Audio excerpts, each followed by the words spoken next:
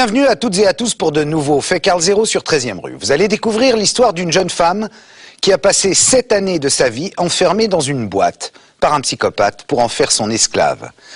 Colleen vit dans l'Oregon, aux États-Unis. Elle a 20 ans lorsqu'elle se fait enlever par un dénommé Cameron Hooker, un Américain marié, père de famille, bien sous tout rapport, qui va pourtant abuser d'elle pendant toutes ces années. C'est Colleen elle-même qui va nous raconter son drame, son calvaire. À la fin du documentaire, le docteur Serge Tribolet, un éminent psychiatre, me rejoindra sur ce plateau pour tenter de comprendre ce qui a bien pu se passer dans la tête de Colleen durant toutes ces années. Peut-on survivre à cela et comment a-t-elle supporté ce bourreau qui a fait d'elle une esclave parfaite? La fille dans le cercueil, c'est tout de suite sur 13e rue. En 1977, Colleen Stan est kidnappée par Cameron Hooker, un dangereux psychopathe sexuel. Son but était d'avoir l'esclave parfaite. Pendant 7 ans, il l'a séquestrée dans une caisse de la taille d'un cercueil. Il la viole et la torture régulièrement. Il mesurait près d'1,90 m. Il tirait de toutes ses forces sur cette chaîne. Je me disais, je vais mourir, je peux plus respirer. Le procès de Cameron Hooker en 85 va soulever de nombreuses questions sur la véritable relation qui les unissait. Il faisait une fixation sur le bondage. C'est le seul défaut qu'on puisse lui reprocher. J'ajoute que je tiens l'accusé pour l'un des psychopathes les plus dangereux de ma carrière. L'affaire va bouleverser l'Amérique et le procès invitera chacun à s'interroger sur le véritable sens des mots consentement, contrainte et domination.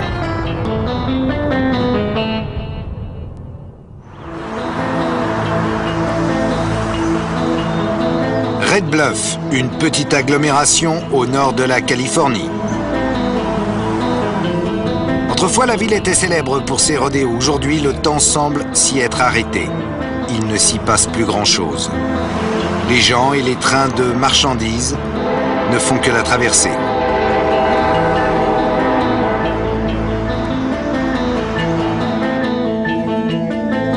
En mai 77, la jeune Colleen Stan se trouve de passage à Red Bluff. Colleen traverse la Californie en autostop pour aller rendre visite à une amie. Elle a l'habitude de ce mode de transport.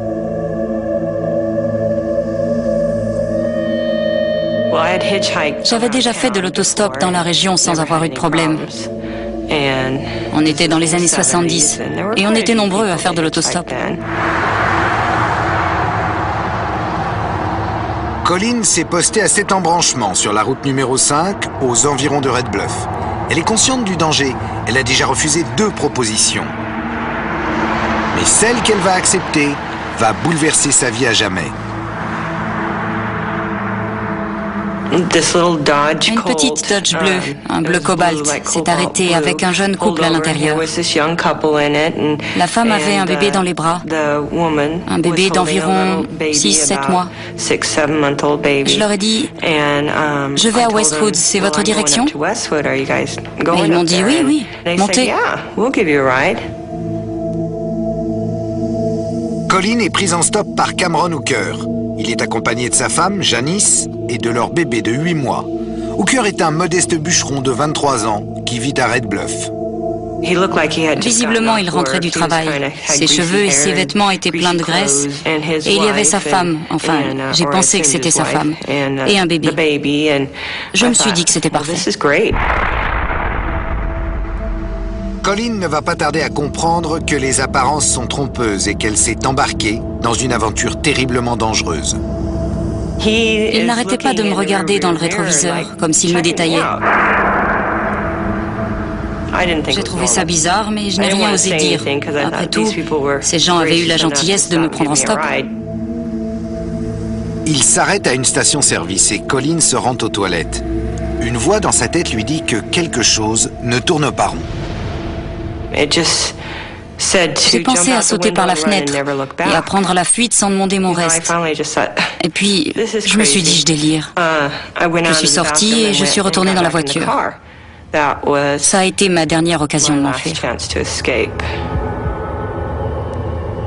Hooker se dirige alors à l'extérieur de la ville. Il arrête la voiture. Sa femme Janice descend avec le bébé, laissant Colleen seule à l'arrière de la voiture. Tout à coup, il a sauté à l'arrière de la voiture par le siège passager et il m'a mis un couteau sous la gorge. J'étais pétrifiée. Hooker bâillonne Colin et lui bande les yeux. Il sort ensuite une drôle de caisse que l'on appellera plus tard la boîte à tête. Il y avait un trou à la base de la boîte. C'était pour le cou. Et ce truc s'ouvrait comme une coquille, voyez? Il m'a mis la tête dans la boîte et il m'a allongé sur le siège.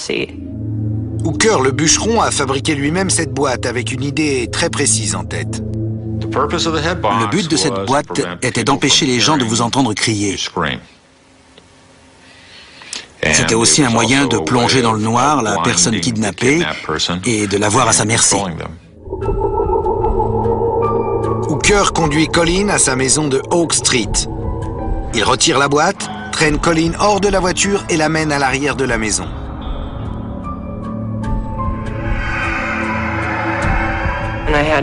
Il m'a fait monter quelques marches. Ça ressemblait à l'arrière d'une maison. Il m'a poussé à l'intérieur.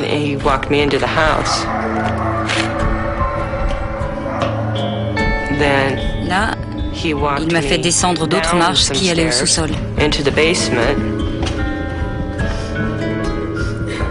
Dans le sous-sol, il fait monter Colin sur une glacière et l'attache à des crochets par les poignets. Il a retiré la glacière de sous mes pieds.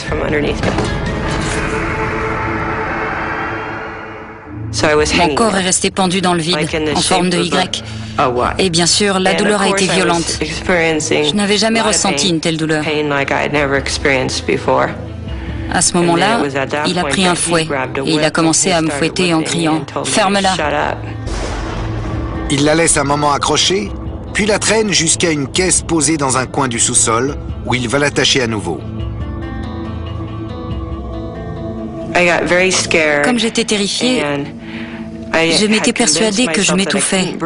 Alors j'hyperventilais et à chaque aspiration, je me disais « C'est fini, je peux plus respirer ». Le but de Hooker, c'est bien sûr de briser la volonté de Colin. Il l'abandonne dans le sous-sol, attaché, bâillonné, littéralement terrorisé. Et son calvaire ne fait que commencer.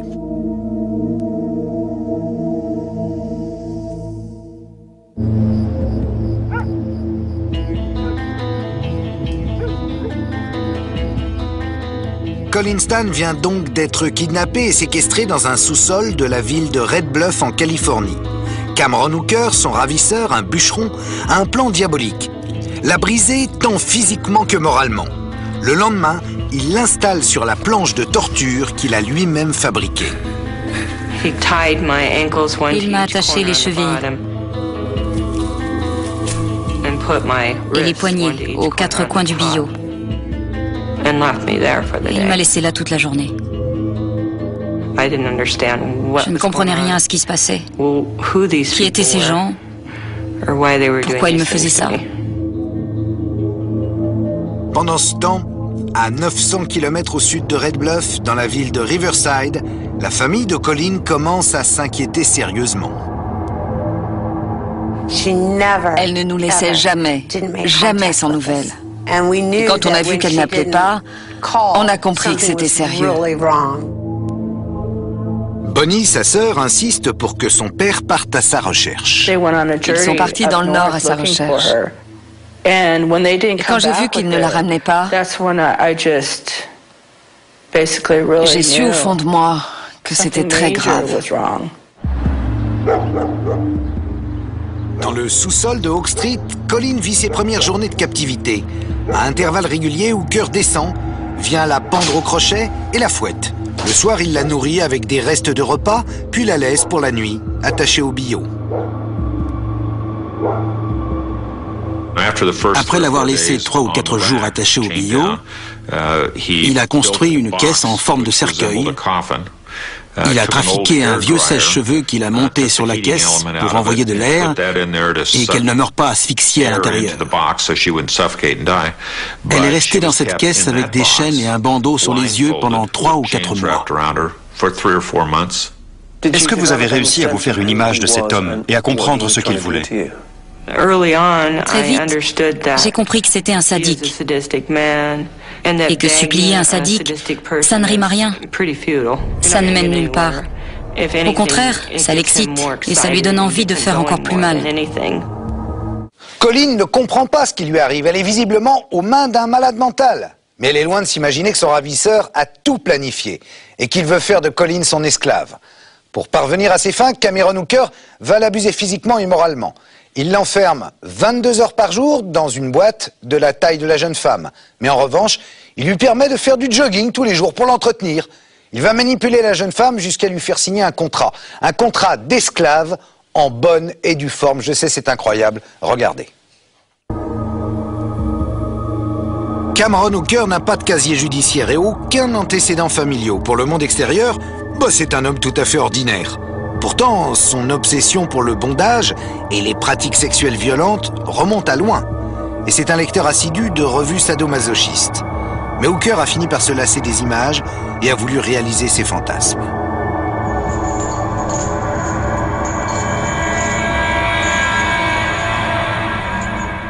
Cameron Hooker cherchait l'esclave parfaite, une captive à qui il pourrait faire ce qu'il voulait, quand il voulait, sans crainte d'être ridicule ou embarrassé par ses demandes, et sans que personne sache ce qu'il faisait. Voilà ce que Hooker veut faire de Colleen Stan, une esclave. Les mois de captivité dans le sous-sol passent, il attend qu'elle soit parfaitement soumise pour commencer à lui faire travailler son rôle. Un jour, il l'amène dans un coin du sous-sol qu'il appelle l'atelier. Il avait un grand sac en toile, plein de noisettes. Il m'a donné un casse-noisette et un plat. Et il m'a dit, au boulot. Il vous a mis au travail? Oui. Près de 8 mois après l'avoir enlevé sur la route, Hooker décide qu'il est temps de donner à Colleen un véritable statut d'esclave officiel. Une nuit, il descend au sous-sol et lui présente un contrat. J'ai lu le contrat. J'étais sous le choc. Je tremblais, je pleurais. Ça disait en gros que je lui cédais mon corps et mon âme. L'instant se doit d'être solennel. Il lui raconte une histoire invraisemblable. En signant ce contrat, elle sera inscrite sur le registre d'un réseau très puissant de propriétaires d'esclaves. Ils opèrent dans toute l'Amérique sous le nom de la Compagnie. Il ne faut pas oublier que Colleen a entendu parler de la Compagnie au bout d'un an de captivité. Elle a été enlevée, elle a été brutalisée, elle a été séquestrée, enchaînée, fouettée, elle a été entravée, mise dans une caisse et lui a fait des choses vraiment épouvantables. Et après un an de ce traitement, il lui parle de la Compagnie, d'hommes qui kidnappent des jeunes filles pour en faire des esclaves. Hooker va même jusqu'à faire croire à Colleen que si elle tente de s'enfuir, la Compagnie n'hésitera pas à la poursuivre, elle et toute sa famille. Il m'a fait une description tellement détaillée de cette immense organisation que j'y ai vraiment cru. Colleen signe le contrat. Elle porte désormais son nom d'esclave, K, et porte un collier autour du cou. Désormais, elle est officiellement l'esclave de Cameron Hooker. J'ai perdu tout espoir. Je me suis dit, c'est mon destin. Je me suis mise dans cette horrible situation et je ne vois pas comment m'en sortir.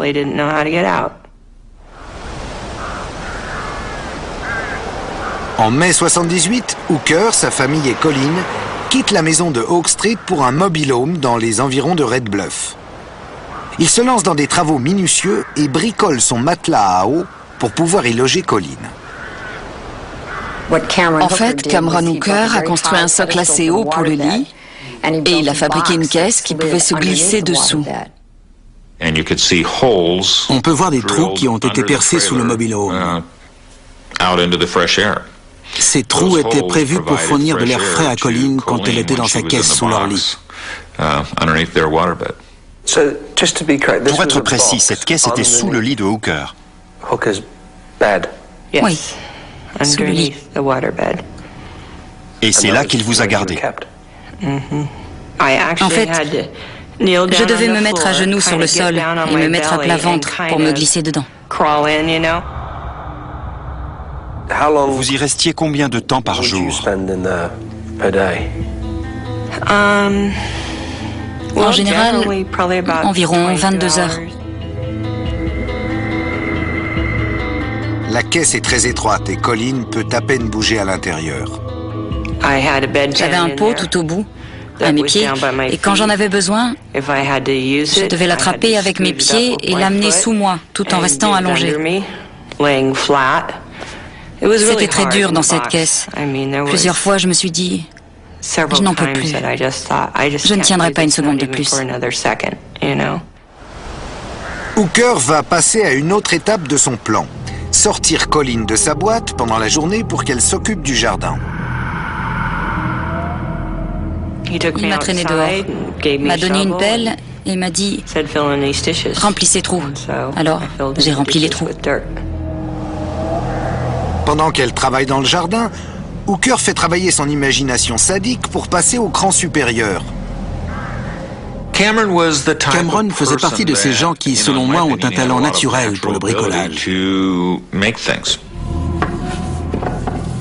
Il était doué de ses mains, il pouvait voir une image ou un schéma de quelque chose et le reproduire. Hooker fabrique une installation qu'il appelle le stretcher. Le stretcher était une planche de 2 mètres de long, terminée par une pièce de bois en forme de croix.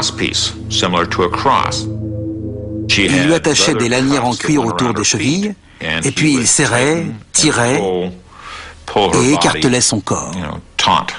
Il mesurait près d'1,90 m et devait peser près de 90 kilos.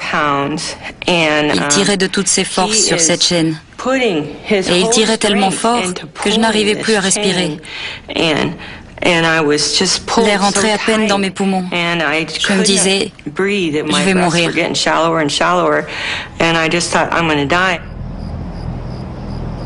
La femme de Cameron, Jenny Hooker, sait depuis le début que Colleen est retenue en esclavage sous son toit. Elle a elle-même été victime du sadisme de son mari. On sait qu'elle a rencontré Cameron Hooker lorsqu'elle était toute jeune, qu'il était très dominateur dans leur relation et qu'ils ont passé un accord épouvantable. Selon l'accord, Hooker peut prendre une esclave pour s'adonner au bondage, mais sans avoir de relation sexuelle avec elle. En échange, Janice n'a plus à subir les pratiques sadomasochistes de son mari. Il fallait bien qu'il ait sa permission, car elle allait être dans la maison. C'est elle qui allait subir les coups de fouet et les pratiques sadomaso que Janice avait endurées auparavant et auxquelles elle n'aurait plus jamais à se soumettre. Le temps passe et la situation de Colleen est de plus en plus étrange. Entre les moments de torture et ce passé dans la boîte, les corvées domestiques augmentent. Il voulait qu'elle s'occupe de la maison, qu'elle s'occupe du jardin. Et enfin, si elle se montrait docile, elle pourrait s'occuper des enfants et faire tout ce qu'il avait envie qu'elle fasse. Janice a maintenant un deuxième enfant et Colleen commence à assumer le rôle de nurse à domicile. Il a commencé à me laisser garder les enfants quand ils étaient au travail. Je faisais le ménage, la vaisselle, ce genre de choses. Un peu de cuisine aussi. Hooker décide de laisser quelques libertés à Colleen. Elle a même le droit de sortir faire du jogging. Elle a eu quelques libertés, notamment elle a pu sortir faire du jogging. Il surveillait l'heure et lui accordait un horaire précis pour aller courir et revenir. Pourquoi n'êtes-vous pas parti? Parce que je croyais vraiment à la compagnie. Il avait sous-entendu qu'il y avait d'autres membres de la compagnie dans les environs. Et il m'avait dit en gros, essaie.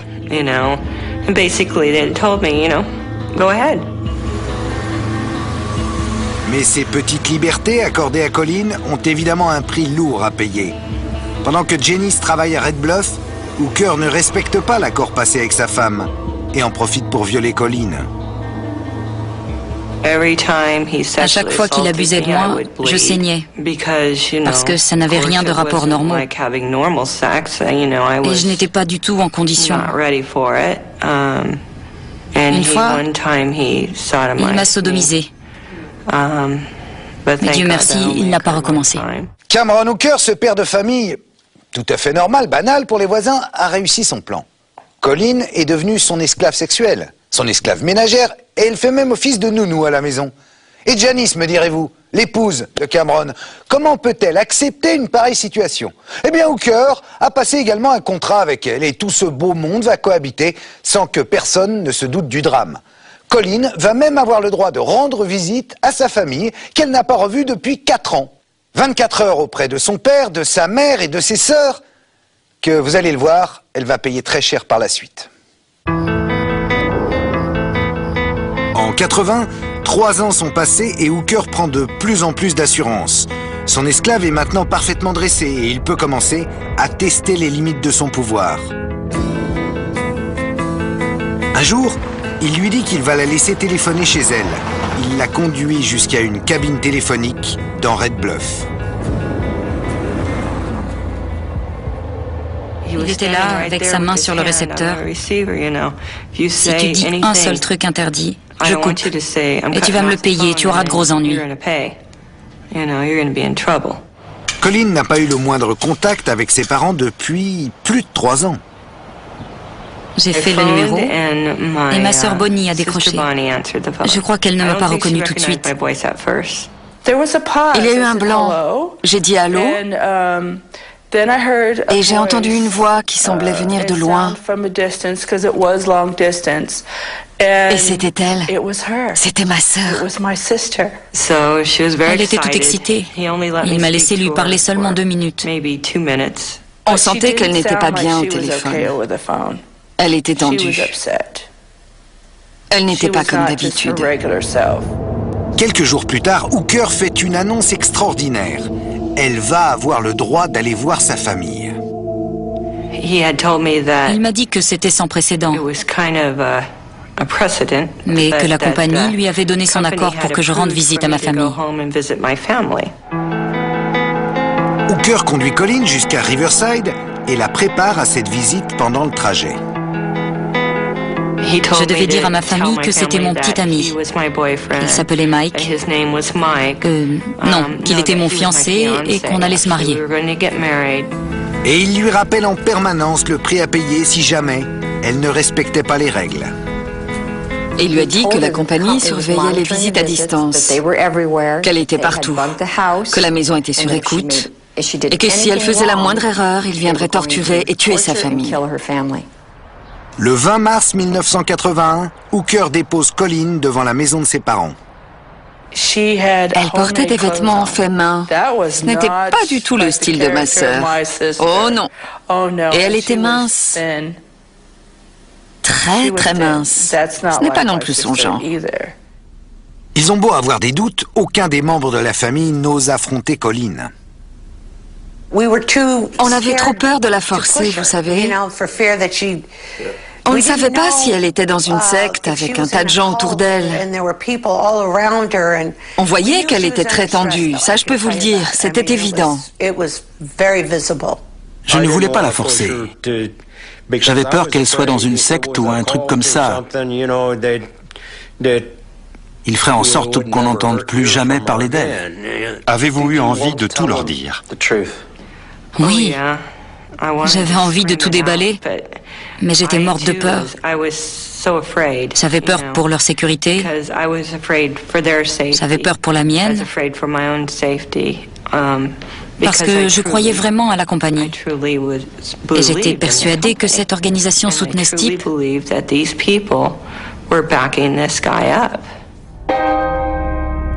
Malgré la peur, les photos prises pendant la visite montrent une Colin heureuse, détendue. Pour la première fois en 4 ans, elle est de retour dans sa famille.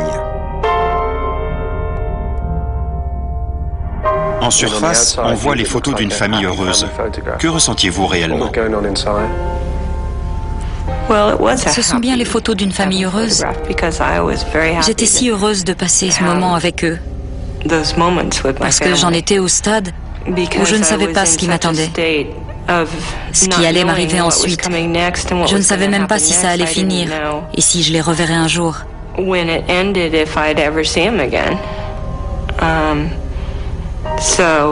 C'était donc des instants précieux pour moi.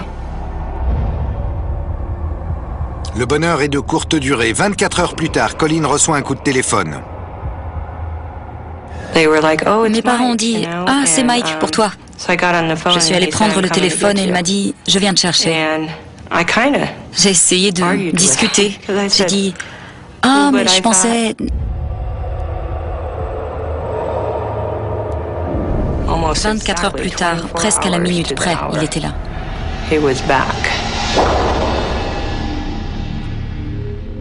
Voilà. Après 4 ans de captivité, Cameron Hooker a fini par autoriser Colleen à rendre visite à sa famille. Mais elle a beau avoir été torturée et violée, elle est terrorisée à l'idée de dévoiler son calvaire à sa famille.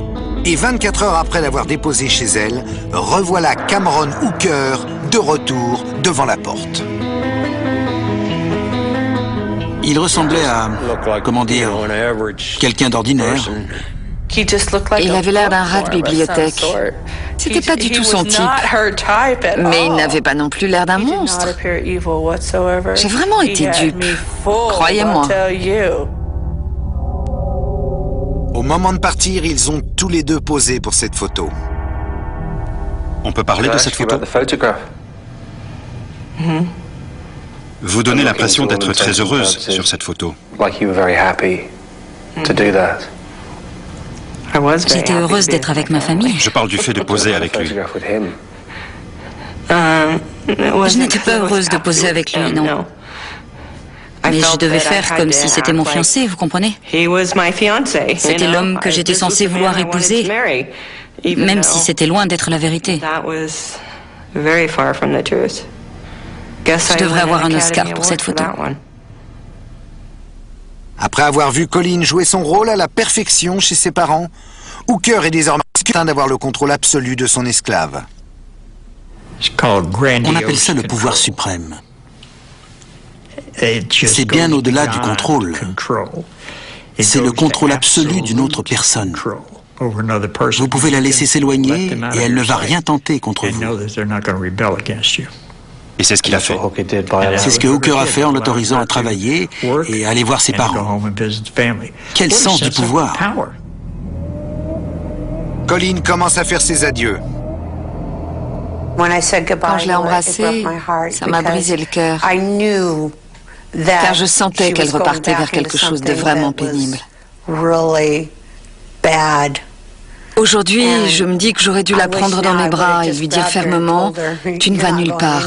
Mais c'est avec le recul. La visite familiale aura été brève et Colleen va maintenant entrer dans une nouvelle phase très éprouvante de sa captivité. Je les ai tous pris dans mes bras. Je les ai embrassés et je leur ai dit que je les aimais. Et on est parti. Et alors que je ne m'y attendais pas, en rentrant à Red Bluff, il m'a poussé dans la maison, m'a fait entrer dans la caisse sous le lit. Et je n'en suis pratiquement plus sortie pendant 3 ans.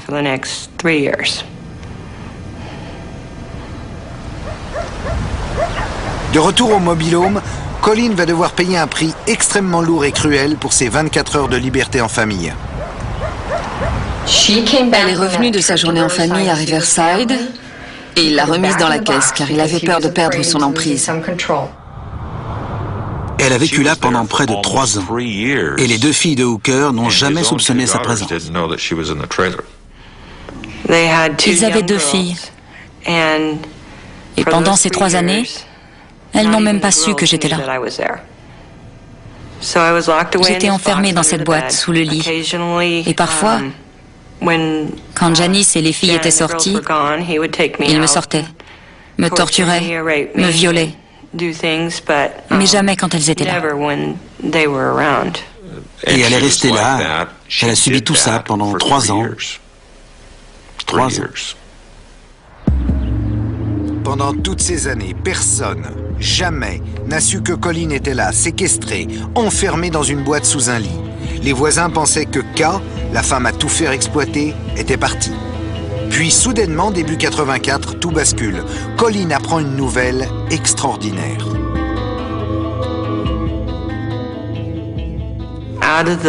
Subitement, la compagnie avait donné son accord. J'étais autorisée à sortir de la boîte. Hooker accepte de faire revenir Colin dans son petit monde. Il me montrait à tout le monde.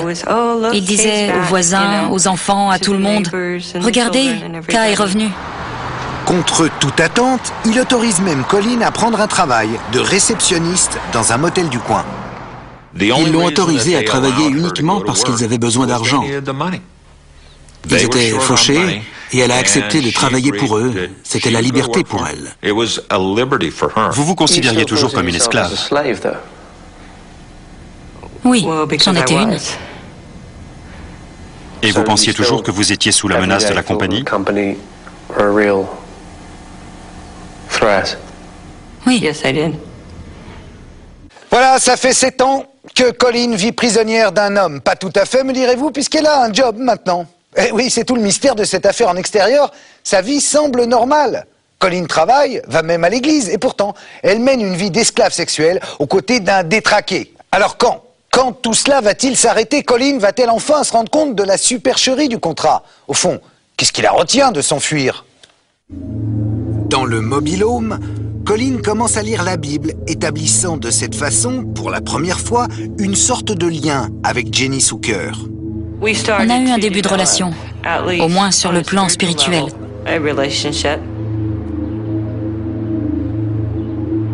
À peu près à la même époque, Hooker ralentit la fréquence de ses agressions sur Colin et s'en prend de plus en plus souvent à sa propre femme.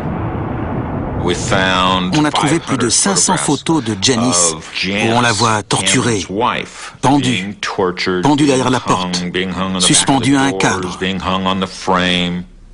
Parfois, Hooker demande à Colin d'éloigner les enfants pendant qu'il s'occupe de sa femme. Un jour, il était dans la maison. Il l'avait attachée au lit, je crois, et il la fouettait. Elle pleurait. Elle pleurait tellement fort que les enfants, ses filles, l'ont entendu. Elles m'ont dit, « K, pourquoi est-ce que maman pleure ?» J'étais folle de rage. Je me suis dit, le salaud, comment il peut faire ça? En 84, 7 ans après l'enlèvement, Janice est à 2 doigts de craquer. Hooker lui a déclaré qu'il envisageait d'enlever 4 nouvelles esclaves. Elle a eu peur qu'il enlève une nouvelle jeune fille. Et elle avait aussi très peur pour ses 2 petites filles. Elle commençait à grandir et elle ne savait pas ce qu'il était capable de leur faire, ni comment elles allaient réagir en découvrant la vérité. Janice a sympathisé avec le pasteur de la paroisse. Elle finit un jour par tout lui avouer, toute la vérité sur son mari. Horrifié, il lui dit qu'elle vit dans le péché et qu'elle doit le quitter. Et après 7 années, Janice brise le silence. Elle est venue me voir au travail et m'a dit, « Il faut qu'on se sorte de là. » Et elle m'a dit, « Cameron n'est pas dans la compagnie. » Cette simple révélation va détruire tous les fondements sur lesquels Colin avait basé sa vie depuis 7 ans. Et je me suis dit, mais comment j'ai pu être aussi stupide? Comment j'ai pu marcher dans cette histoire depuis si longtemps? Et bien sûr, j'aurais voulu lui dire, mais pourquoi tu as attendu si longtemps pour me dire la vérité? Pourquoi elle ne m'avait pas dit tout ça 7 ans plus tôt? Vous lui avez demandé?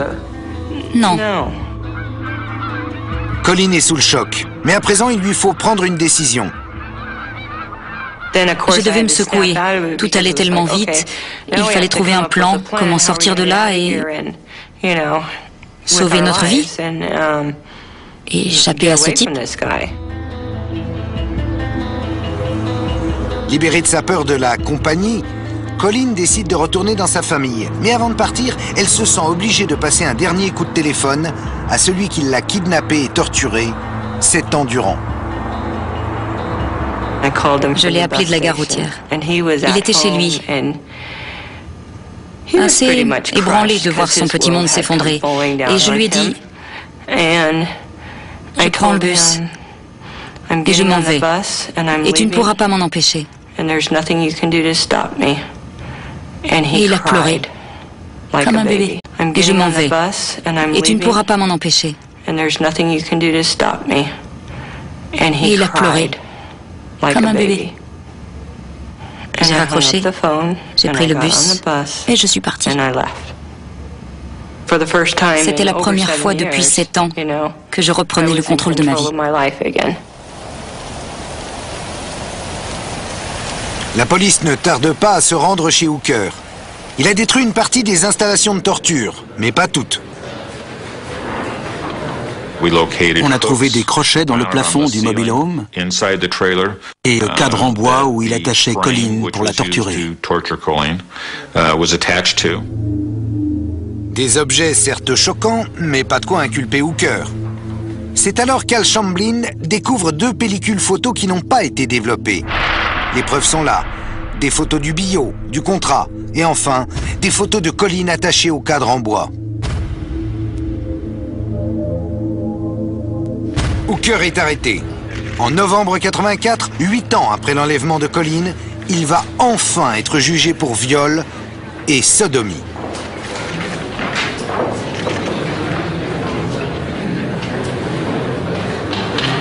Lorsque Colleen prend place dans la salle d'audience, c'est la première fois qu'elle revoit son tortionnaire depuis la fin de son cauchemar. Il était assis là, à 3 mètres devant moi, avec son sourire narquois, l'air de dire « Je vais m'en sortir, et tu vas voir ». Madame le procureur, Christine McGuire, ouvre le procès par une présentation des divers équipements imaginés par Hooker. C'est une double boîte qu'on a retrouvée dans l'une des remises. On emboîte la tête et on referme. On exhibe aussi le stretcher, les chaînes, les menottes. McGuire a également fait faire une réplique exacte de la pièce à conviction la plus choquante, la caisse sous le lit. On avait trouvé la caisse intégrée sous le lit.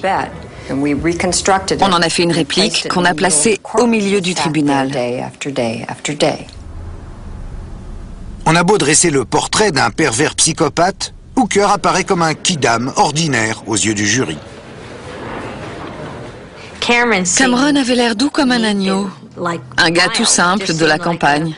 Au tribunal, il n'avait rien de l'homme fort et pervers qu'on décrivait. Quant à l'avocat de la défense, Roland Papendick, il a toute confiance en son client. Est-ce que j'aime bien Cameron Hooker? Oui, il ne jure pas, il ne boit pas, il ne se drogue pas, il va travailler tous les jours, élève sa famille.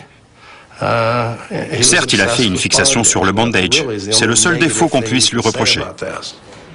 La défense de Hooker est on ne peut plus simple. La défense reposait sur le fait que Colleen était adulte, donc apte à développer l'état mental de consentement. En clair, Hooker reconnaît avoir enlevé Colleen, mais ni le viol puisque les relations sexuelles étaient consentantes. Une esclave ne peut pas avoir de relations sexuelles consentantes. C'est impossible. Pourquoi pas? Parce que cette personne est une esclave. Elle est là contre sa volonté. Le simple fait de passer à l'acte sexuel avec quelqu'un qui ne le fait pas de son plein gré est un crime. Selon Papendick, Colleen a eu plusieurs fois l'opportunité de s'enfuir. Quand elle sortait du mobile home, qu'elle allait faire son jogging et bien sûr lors de sa visite à sa famille. Le fait qu'elle n'ait pas saisi sa chance prouve qu'elle est restée avec lui de son plein gré. La compagnie n'est qu'une invention de sa part. Je crois qu'on a un peu embelli les faits. La défense affirme que Colleen ment. Elle exagère, c'est sûr. Elle croyait que son père faisait partie de la compagnie, que son frère en faisait partie, que les voisins en bas de la rue en faisaient aussi partie. Elle croyait que la compagnie était partout. Et elle croyait que si elle s'échappait, la compagnie la traquerait et la tuerait.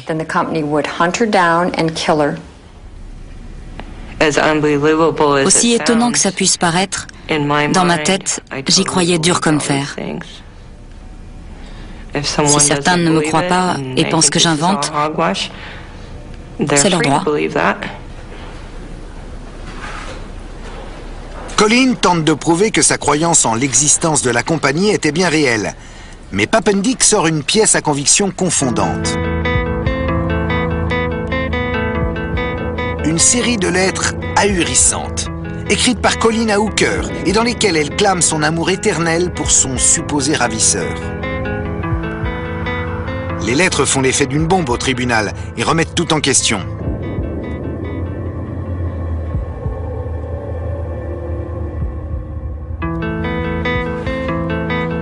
L'issue du procès de Cameron Hooker ne semblait faire aucun doute, mais la diffusion des lettres d'amour de Colleen ébranle la partie civile et va faire basculer le procès.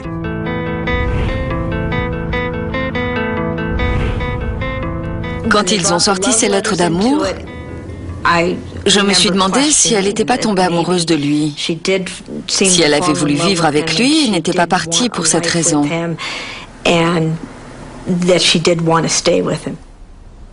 Ces lettres entament sérieusement la crédibilité de Colleen. Si elle a vraiment été abusée comme elle le dit, comment peut-elle avoir écrit de telles lettres d'amour? Je t'aime au-delà de tous les mots, car tu me remplis de bonheur et d'amour. Je prie pour que cet amour et ce bonheur durent toujours. Je t'aime, K. Vous vous souvenez avoir écrit ça? Je me souviens qu'il m'emmenait dans la salle de bain et m'enchaînait aux toilettes. Il me donnait un grand bloc de papier et un stylo et me demandait de lui écrire une lettre d'amour. Et j'obéissais. Quand on y pense, vous croyez vraiment qu'une personne libre et consentante a besoin d'être enchaînée aux toilettes et d'avoir quelqu'un qui lui dicte ses mots? Je ne crois pas. Colleen a signé les lettres de son nom d'esclave, K, ce qui est révélateur. Elle n'a pas signé Colleen, mais avec son nom d'esclave, la lettre K. Comment qualifier cette lettre? C'est une lettre écrite par une esclave à son maître. Encore une horrible pièce à conviction qui montre bien qu'elle était retenue contre son gré. Même si Colleen a écrit ces lettres sous la dictée de Hooker, elles évoquent tout de même un lien trouble entre l'esclave et son maître. Quand notre rapport a évolué vers une relation plus amoureuse, à défaut d'autres mots. Une relation comment? Une sorte de relation amoureuse. Et là, il m'a mieux traité. Ces gens ont été toute ma vie, pendant toutes ces années. Alors oui, il y avait un lien, il y avait des sentiments. On a tous des sentiments. Quelle que soit la situation dans laquelle vous êtes, vous avez des sentiments, bons, mauvais. Tout le procès va tourner autour de cette question. Colleen est-elle finalement tombée amoureuse de son bourreau? Dans ce cas, ce n'est plus la même chose, car il y a ces lettres d'amour que retrouvent les enquêteurs qui ont bien du mal à comprendre pourquoi Colleen n'a pas cherché davantage à s'évader. Et puis il est vrai que Cameron Hooker ne ressemble pas, du moins physiquement, au monstre dépeint par l'accusation. Comment va réagir la cour? Regardez. Les sentiments de Colleen pour Hooker représentent un sacré dilemme pour la partie civile. Comment expliquer de tels sentiments envers un homme aussi violent et dominateur que Cameron Hooker? Christine McGuire appelle à la barre le spécialiste des affaires de captivité, le docteur Chris Hatcher. Ce dernier explique à la cour que l'enlèvement de Colleen par Hooker est un modèle du genre. Le docteur Hatcher a dit, vous avez d'abord le choc soudain de l'enlèvement. Et on savait que Colleen était passée par là. Hatcher explique ensuite à la cour le développement du processus. On avilit la personne, on la torture, on la soustrait à la société, On lui fait perdre la notion du temps, du jour, de la nuit, des semaines, des années. On fait toutes ces choses invraisemblables jusqu'à ce que la personne soit complètement brisée.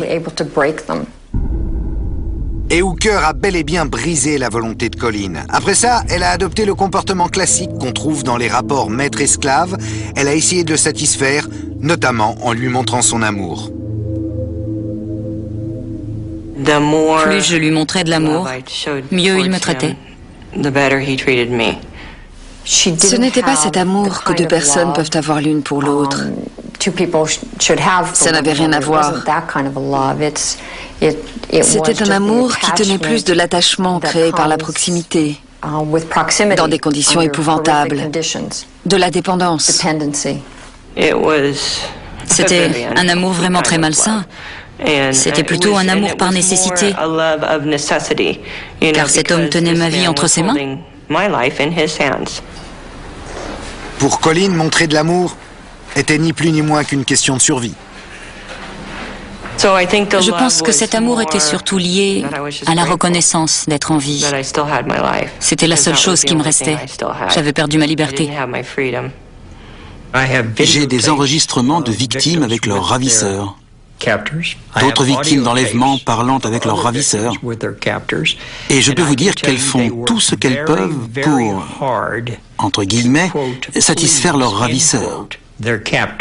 Verbalement, sexuellement, physiquement, elles sont prêtes à tout. Pourquoi? Elles veulent vivre. Après 5 semaines de procès, le jury doit délibérer. Je crois qu'on était tous d'accord sur le fait qu'il était coupable. La seule question était de savoir si Colleen était tombée amoureuse de lui et était restée de son plein gré. Les délibérations du jury tournent autour d'une seule question. Hooker a-t-il exercé son pouvoir sur Colleen pendant toutes ces années? On a fini par avoir la conviction qu'elle avait subi son contrôle pendant les 7 ans et demi. La décision a été unanime? Oui. Cameron Hooker a été déclaré coupable et condamné à 104 années de prison ferme. J'ajoute que je tiens l'accusé pour l'un des psychopathes les plus dangereux de ma carrière, ne serait-ce que parce qu'il montre un visage à l'opposé de ce qu'il est vraiment. Il n'a montré aucun remords. Absolument aucune conscience de l'horreur qu'il avait infligée à quelqu'un. Justice est enfin faite pour Colleen. Mais Hooker ne peut s'empêcher de lui faire mal, une dernière fois, avant de partir en prison pour toujours. Il avait perdu son petit sourire narquois. On voyait que c'était fini pour lui. Il a lancé dans la salle « J'aurais dû la tuer ». Car bien sûr, les morts ne parlent pas.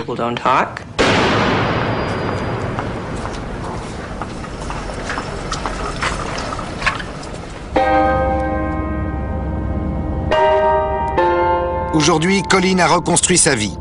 Elle a une fille de 20 ans, elle vit au nord de la Californie. Elle est avocate et se bat pour les femmes victimes de violences sexuelles et domestiques. Au regard de tout ce qu'elle a enduré, elle se voit comme une survivante. J'ai choisi la vie. J'ai choisi la vie et j'ai essayé d'en tirer les points positifs et de faire avec. De ne pas me laisser détruire par ça. C'est ce que j'ai fait.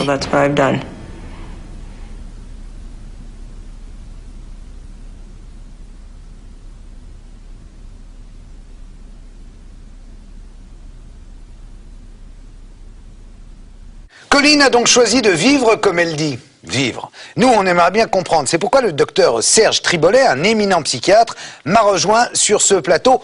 Bonsoir, Monsieur Tribollet. Alors, Monsieur Tribollet, comment est-ce qu'on ressort d'une telle expérience? Comment d'abord on peut accepter de vivre pendant 7 ans sous la coupe de quelqu'un en étant à la fois son esclave sexuel, son esclave ménagère? sa bonne à tout faire. Comment c'est possible? Alors la question est très vaste parce que déjà, il y a des profils de victimes. Là, on est dans un type de victime très particulier. D'autres personnes seraient parties en courant à la première occasion, etc. Donc là, elle a été sous influence très vite. Comment elle s'en remet? On a tous des forces insoupçonnées au plus profond de nous. Une expérience comme ça, très difficile, peut faire apparaître des forces insoupçonnées. C'est le premier point. Il y a le deuxième point, ce sont tous les mécanismes de défense que l'on a, des mécanismes de refoulement. Après 7 ans de douleur effroyable, elle met les choses de côté et on voit dans sa tranquillité la façon dont elle en parle. On dit il y a une sacrée distance, il y a un mur qu'elle a construit entre ce qui s'est passé et elle. Et elle en parle dans le fond comme si elle avait vu un film et qu'elle raconte le film. Est-ce qu'on peut dire qu'elle souffre du syndrome de Stockholm?